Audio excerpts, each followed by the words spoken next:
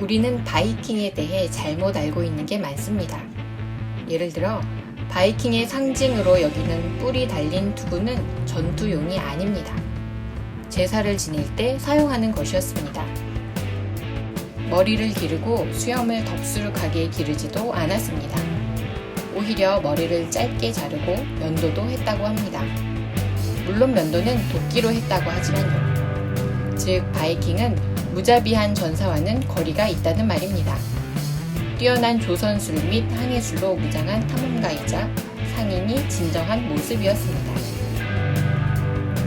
우리가 북유럽이라고 부르는 덴마크, 노르웨이, 스웨덴, 핀란드, 그리고 아이슬란드는 모두 바이킹의 후예들이 만든 나라입니다.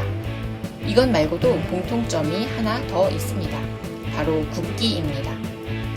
이들 5나라의 국기들에는 색깔만 다를 뿐 모두 같은 형태의 십자가 문양이 새겨져 있습니다. 이들 나라 중 큰 형님격인 나라가 덴마크입니다. 덴마크는 무려 1219년부터 붉은 바탕에 흰 십자가가 새겨져 있는 지금의 국기를 사용하기 시작했거든요. 단네브로, 덴마크인들의 힘이라고 불리는 십자가 깃발에는 덴마크 전설이 얽혀 있습니다. 에스토니아 린다니제, 지금의 탈린 지방에서 일어난 일입니다. 1219년 용감한 덴마크의 왕 발데마르 2세는 기독교를 믿지 않는 에스토니아를 개종시키기 위해 십자군 원정을 감행합니다. 하지만 에스토니아는 만만한 상대가 아니었습니다. 치열한 전투가 며칠 밤낮 계속됐고 양측의 사상자만 늘어갔지요. 밀고 밀리는 전투가 벌어지던 그때 전장이 환히 보이는 언덕 위에서는 덴마크의 주교가 두 팔을 높이 들고 승리를 위한 기도를 올리고 있었습니다. 그런데 신기하게도 기도하는 주교의 팔이 높이 올라가면 덴마크가 밀어붙이고 주교가 지쳐서 팔이 조금이라도 내려가면 덴마크가 밀렸습니다. 하지만 전투가 계속될수록 덴마크가 점점 더 밀리기 시작합니다. 아마도 주교가 팔이 아파서 더 이상 두 팔을 높이 올릴 수 없었나 봅니다.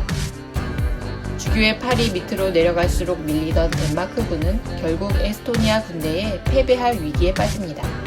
그때 갑자기 하늘에서 무언가 떨어지기 시작했습니다. 깃발이었습니다.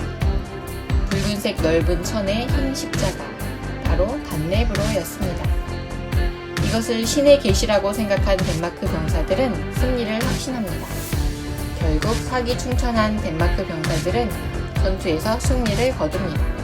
덴마크인들은 이 전투 이후 단네브로를 국기로 사용하기 시작했다고 합니다.